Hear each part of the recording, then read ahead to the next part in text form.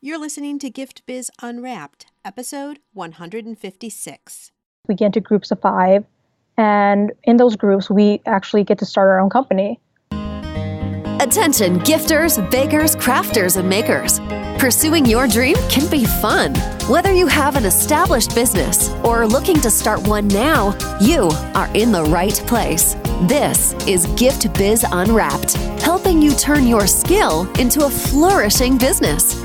Join us for an episode packed full of invaluable guidance, resources, and the support you need to grow your gift biz. Here is your host, Gift Biz Gal, Sue Monheit. Today, I am so excited to bring you Rebekah Peter of RADD-Tees. RADD-Tees is an art t-shirt company. High school students submit designs via the website, and then they print the designs on t-shirts. Part of the revenue of each shirt goes to the artist who created the design, and then some also goes to the student's high school art department. This provides a win-win for everyone involved. The artists have their images available to the world, the art department gains additional financial support, and we all get to wear some really cool t-shirts. Rebekah, thank you so much for joining me and welcome to the show. Thank you for having me, Sue. It's great to be here. So you are a high school senior and you, along with some other people, are starting this really fun business, right? Yeah, all thanks to our Business Incubator class. Well, before we go into all of this, I'm so excited to hear the story. But before we do that, I know this sounds a little crazy because adults can be crazy sometimes. But I want you to describe yourself by way of a motivational candle. So if you were to think of a color, either just for yourself, Rebekah, or your team there, that would speak to you, and then also a quote or a saying on the candle, what would it look like? So for RADD-Tees, our quote would be reviving art departments daily. Because RAD, we spell it with 2 Ds, so the daily and departments make it up. And favorite color-wise, I think I have to go with teal. Oh, and why teal? I always just love the color. Okay, so RADD-Tees, take it from the beginning. How did this start? So me personally, I moved to Barrington High School as a junior. So I didn't know anyone, and I joined this class called Business Incubator. And it was actually a really great class because as a new student, you don't really want to talk to anyone, especially as a junior. You're kind of like, I don't know anyone. I felt awkward. But being in this class, it really allowed me to speak to other students and have fun. And what we do is we get into groups of 5, and in those groups, we actually get to start our own company. So I got to meet a ton of different and new people. It was really great. And we decided as a group that we wanted to make t-shirts, art t-shirts, because we noticed that in high schools that you see sports teams like football players and the basketball team, they get much more funding than art students, which we didn't believe was fair. So we wanted to help fix that problem, which is where RADD-Tees comes in, because as you said earlier, for every shirt sold, the art department gets some of the money along with the artist. So we worked through this all last year, and eventually in May, we met with a board of investors, and they gave us $10,000, which was fantastic. So your initial group of, how many are there, 5 of you? Yes. Did you get to choose your group, or were you assigned into groups? Okay, it's weird to explain, but people kind of just suggested who they wanted to be with, and the teacher would move around who he thought would work best. So shout out to Mr. Salakian, if you're listening to this. You did a great job. Perfect. Okay. And so tell us the makeup of your group.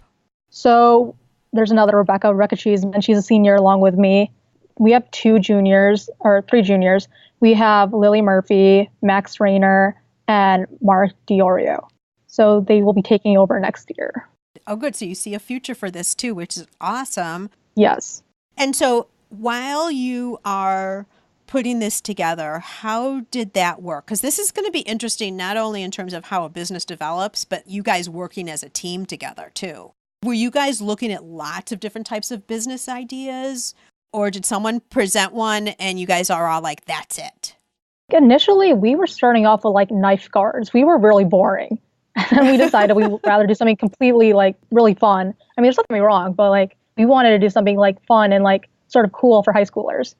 So I guess art was our main reason, because we all wish we can do art. We're not artists in our group, really. Oh, that's interesting. But you saw the opportunity, you saw where it could really benefit, and so then you pulled together. So you had the concept. What happens next? What was your next step after just getting the concept? So after funding, it was more of just getting the word out there because we were our little community of Barrington here, but we needed to spread our word. So we were just talking to other high school art departments and trying to get them involved along with us. And today we have 7 high schools with us. 7 high schools, perfect. But way back in the beginning, did you have to figure out how are we going to print on these shirts? Where are we going to get these shirts? There was much trial and error with this.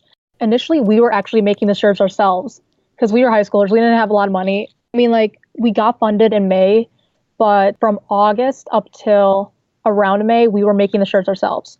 So we bought ourselves a heat press in one of our group members' basement, just printing away, and then we were mailing them ourselves. You figured out a way of taking someone's art from the website, transferring it over then to be able to press onto the t-shirts. Yes. Now we do have funding, so we're able to go through a company and make things much easier on ourselves. Right. Okay, so we're staying back with the heat press. Okay, so the heat press, you guys are doing it all yourself. And at that point, did you have 7 high schools join in, or were you still just your single high school at first? So at that point, I think we had around 4 high schools. So we've just gained 3 new ones recently. Okay. And when you were initially starting, an order would come in, and then how were you guys working within a team? Did you guys divide up into different people? Like certain people took orders, certain people produced the product, certain people shipped, or how was your team organization for that? So like there was 5 of us last year. So I think one of us would order all the supplies, one of them would make the shirts, and the other 3 of us would like drive out to people's houses and deliver them. Okay. And how does it work in terms of the pricing? So a shirt is $20, which may seem high at first, but when you factor in that we're giving back to art departments and artists, it like is not as much actually. Right. You know, when people know the cause and know the story, it'll justify the price all the time. Yeah. Then they're more open to the idea. Yeah. So you just built up your costs in terms of how much t-shirt was going to be, all the different prices, and then figured out also there was something significant enough to go to the art departments. And so then you went from there. Yes.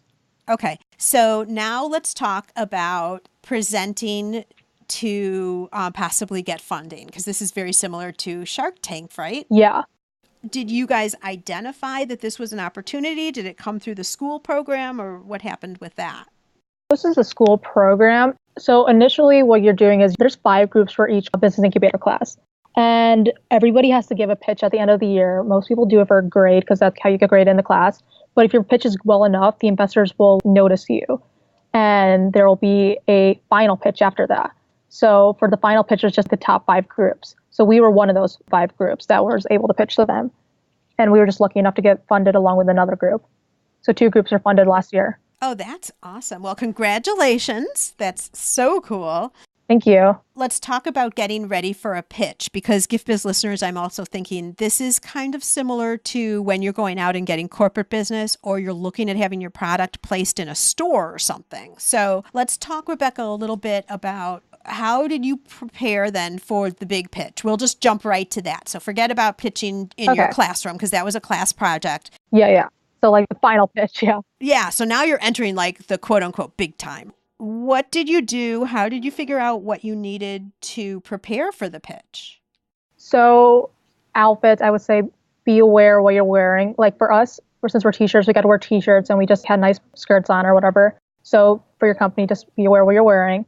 And also you should be able to talk loud. Like I've been blessed with a loud voice where it doesn't sound like I'm ever whispering. So that worked in my favor, because you want to be able to show that you are confident in this. You don't want to seem scared. And eye contact. Make eye contact with them because they like that. This is good, Rebekah. Thank you. So what in terms of content, how did you decide what your pitch was going to look like? So there was like certain criteria we needed. They gave you the criteria? Yes. Okay. So like there was criteria, but you can change it how you needed to change it. Financial wise, everybody needed to have certain financials, what they were like projected to be or what they thought they would be in 5 years, because that's important. Seeing if your company will last that long. And you should have a plan after 5 years. Like our plan was to see if we can sell to another company our idea eventually. So you want to have a plan in general of what you're doing in the future. They just want to see that. And so then your financials was a growth plan for the most part. Yes. Okay. Did you go in with any hook statement in the beginning or anything like that for your presentation? That was in May. I got to think back. Honestly, we probably just gave her slogan. I'm not sure. Okay, so how did you prepare beforehand? I'm sure you were nervous, even though you said you got to speak loud and be confident and all of that. Did all 5 of you have a role, and did you practice together, or how did that happen? So we all had a role, and maybe it was just me. Like, I was scared, but I wasn't as scared because, like I said, we've been doing these presentations in class, but not like in front of the board. We are doing a presentation once a week, and our teacher, he's one of those teachers that like he gets on your back like 24/7. Like, he's like, that's not correct. I need you to fix this now. We felt like ready to speak, if that makes sense. There was preparation, but there wasn't a lot that we needed to practice 24/7 because we felt good about it ourselves. Well, and you're also used to speaking then too. Yeah. So it worked in our favor, actually. Yeah. So it was good. Yeah, for sure. You're right for the shout out to the teacher because that really did prepare you. Yeah.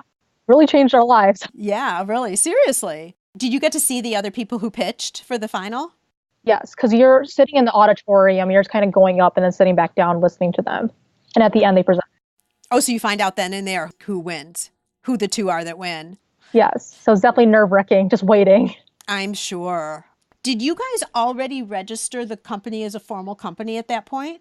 No, we registered in the summer because it's like after you get funded, they invite you to a summer program to be in the year 2 class. So before going to the year 2 class, you had to be part of the summer program. So that's when we did all of our legal work and everything. Got it. So only the people who passed through and got funding then go on to the year 2 class. Yes. And if you're like a really good student in the one class, you can be hired into one of the other companies. Because there's not just our company, there's a few other ones from the previous years who are just keep hiring students. Well, sure. And just like you said, you've got a few juniors who will be continuing on, carrying on the Yes. torch for you guys, if you will. Yes. Perfect. So tell me, and you're going to be truthful, right, Rebekah? Hopefully, yeah. Share with me some type of a challenging problem that you guys had to overcome to get to the point of funding. Or even after funding, getting to where you are now. Oh, that's easy. I don't need to lie about that. We have difficulties with marketing. That's simple enough for me to say. Marketing has always been something that we've struggled with, but we're working on it every day, all day. So marketing in what manner? So just like in general, getting our word out there because people know us, but not as well, I feel like. So we're trying to be more consistent on social media and have scheduled posts and just scheduling more events because there's a lot of events in town that we could be a part of. So we're trying to get a part of those and just things like that, just little things that could help our company in a big way. So do you have an overall marketing plan already? Have you guys worked on all that? Yes, we're working on one, and we're also working with someone from Infinium Marketing. We have connection there. So he's been helping get into other programs and like fixing around our website and seeing what he thinks needs to be changed. And he's just giving us suggestions. So we're thankful for that. Perfect. And building a business, especially for you guys, it's just a step-by-step process. You learn one thing and then you perfect that. Then you go on, you do something else, and et cetera. And the one thing that you guys did right in the beginning, which was so great, is you showed that there was a market for the product because you were getting people buying these products. And I'm thinking it was over and above just family and friends, right? Yes. I actually didn't tell my family about this because I wanted to see what I could do myself. Because I didn't want them to buy any shirts. I want to see how many sales I can make myself with this company before I like told them, if that makes sense. Because I knew what my parents obviously buy a shirt because they want to support me, but I just wanted to see for myself how many I could do by myself. Are you talking about way in the beginning? Oh yeah, way in the beginning. We're going to hear how Rebekah and her team did get the word out right after an announcement from our sponsor.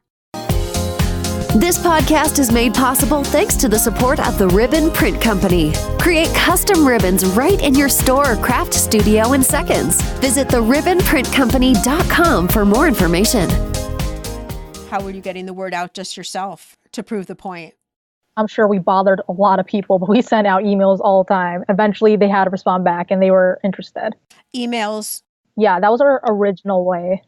Emails to who? Anyone that was in high schools and just artists. So we would like have like teachers recommend who they thought would be like, they would think that they want to be a part of our company, things like that. Got it. I would imagine by nature, because you are promoting to artists that if they have their art then on a t-shirt, they're going to be telling all their friends, oh my gosh, this company is producing, my art was selected and now it's on a t-shirt, right? So I'm assuming naturally then business would come in back then, and even in the future, business will come in that way. Yeah, it's great. It's a great business model. Yeah, they do. They're really good about like getting their word out. Some of them are a little shy about it because, I don't know, they feel a little reserved about their art, but that's fine. But everybody has their way of getting their art out there, I feel like, the way they do it. Yeah, you are also promoting the whole concept in total. So any artist that's a little shyer doesn't need to worry about that. They could totally just tag us and we'll do it. Yeah. So talk to us a little bit about Facebook and how you're using Facebook right now. I get that it's a work in progress, but what are you doing now? Facebook completely is a work in progress at the moment. We had to restart our page, mostly because it just wasn't as organized as we wanted to be. So we shut it down and we started up a new page and we're working on that. But our Instagram is more efficient at the moment.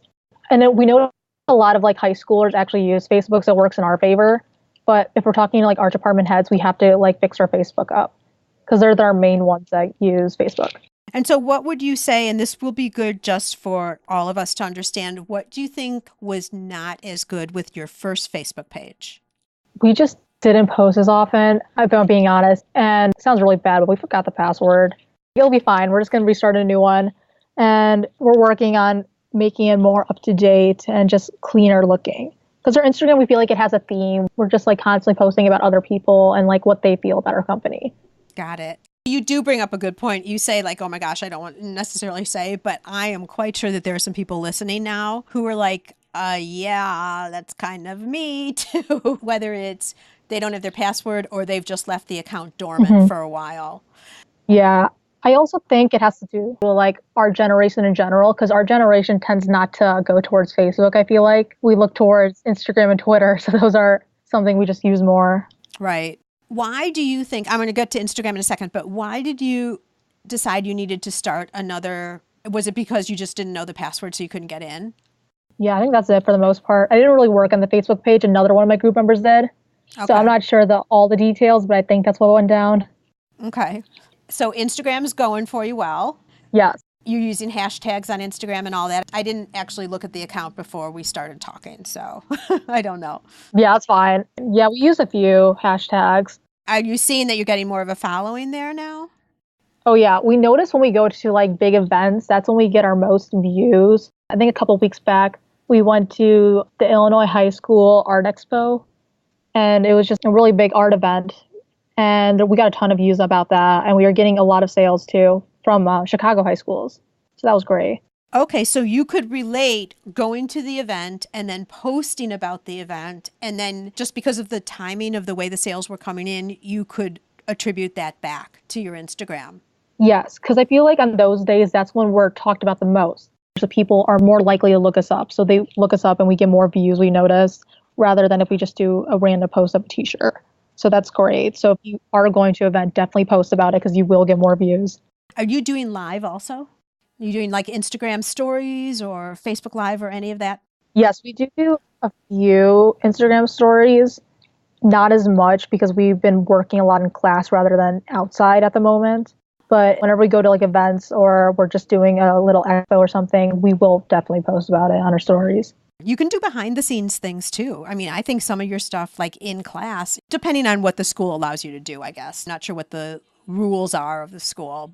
Teacher doesn't really like phones, sadly. So he thinks they're a distraction and that we should be working solely on our company. So that's good though. It does keep us on track.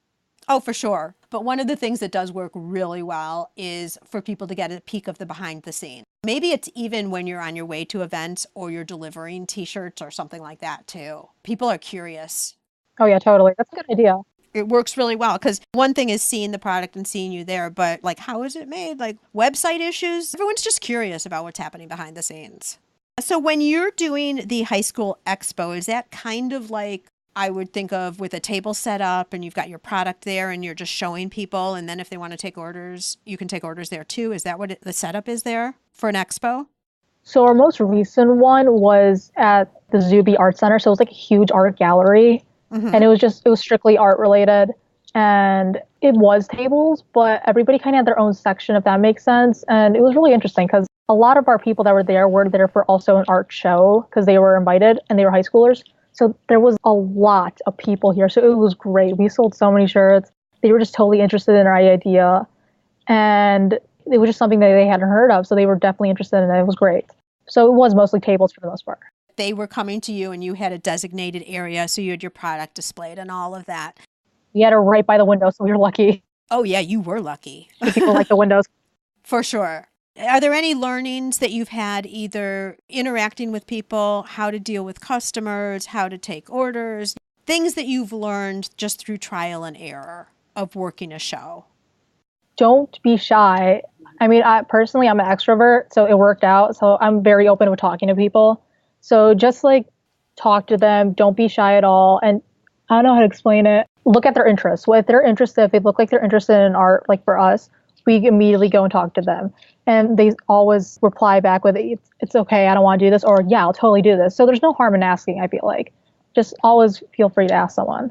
So you were taking the initiative then? You weren't just sitting back behind the table waiting for people to come to you. You were looking to see if it looked like people were interested and then trying to engage them.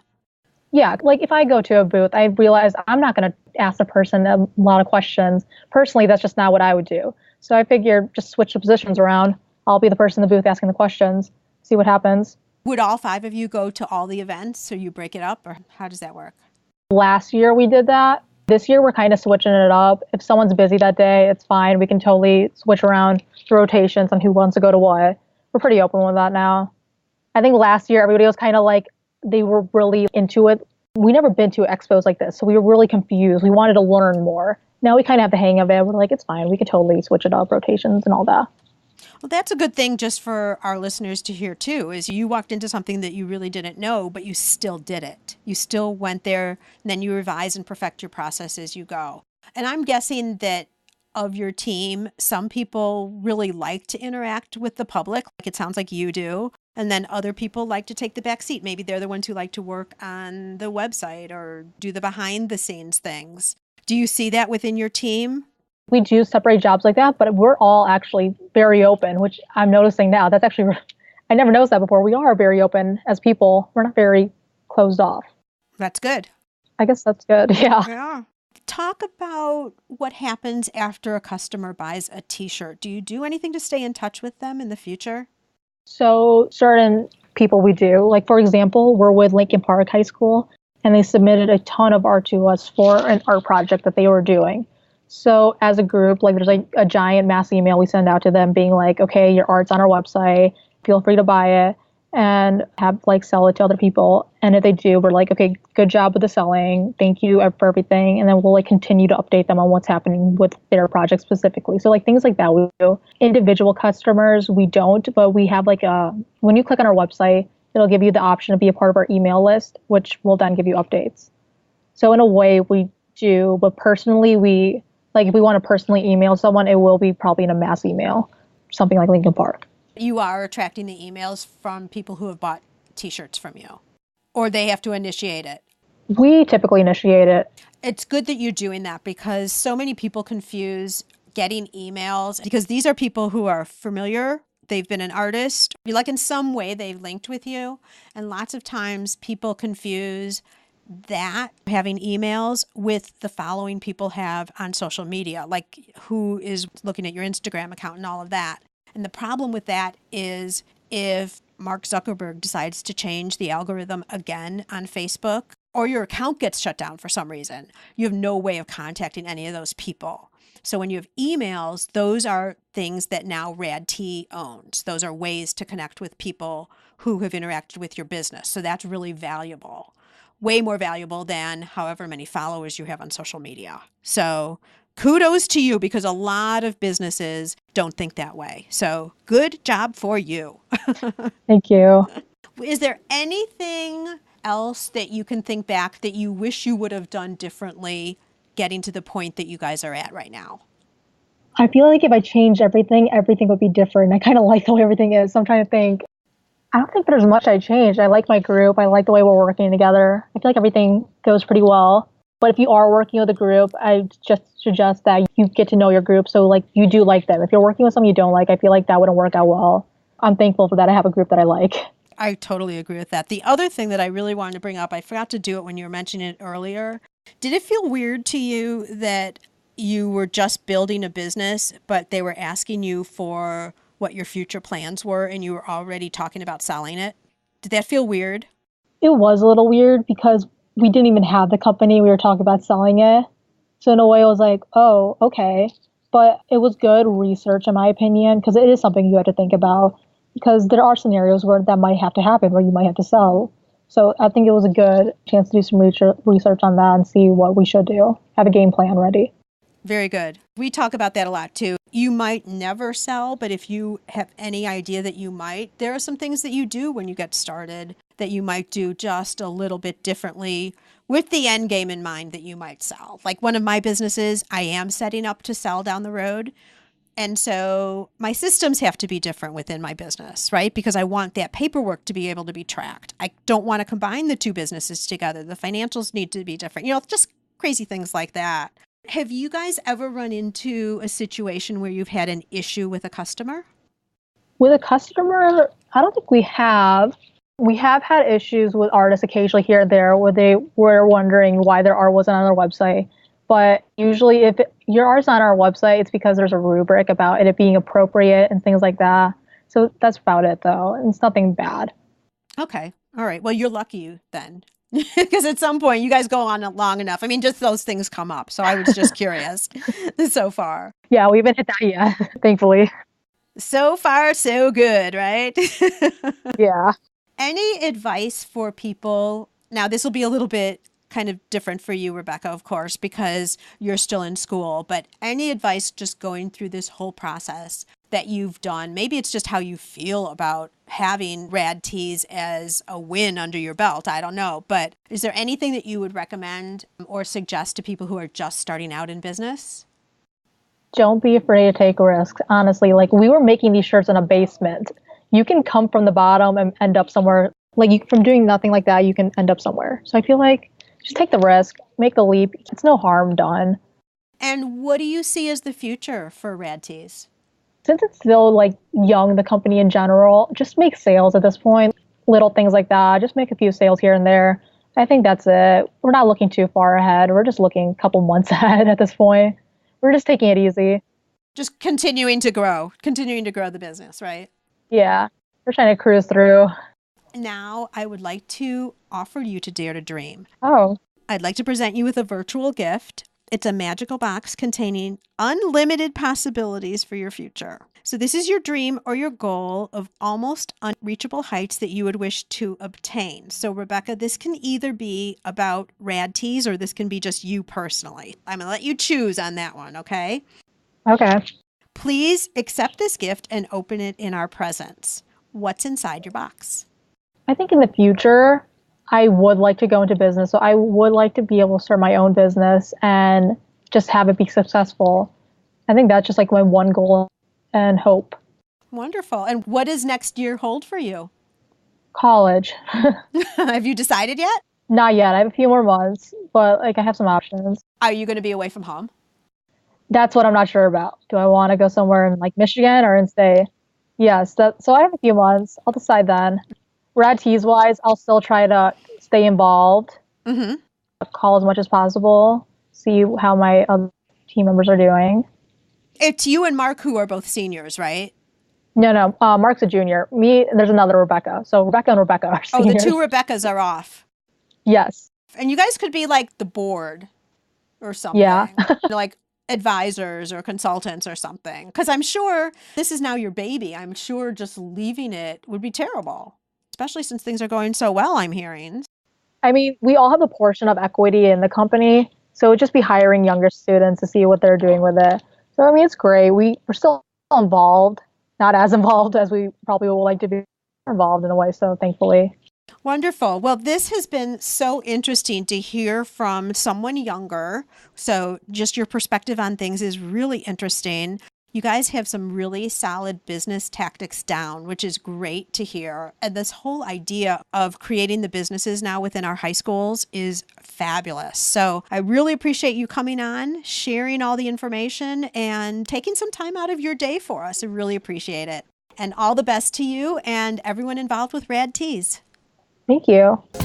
This episode is all wrapped up, but fortunately, your Gift Biz journey continues. Are you eager to learn more? Our Gift Biz gal has a free download just for you. Head over to giftbizunwrapped.com/12 steps to get your copy of the 12 steps to starting a profitable gift biz. Don't delay. Head over to giftbizunwrapped.com/12 steps today. And until next time, happy business crafting.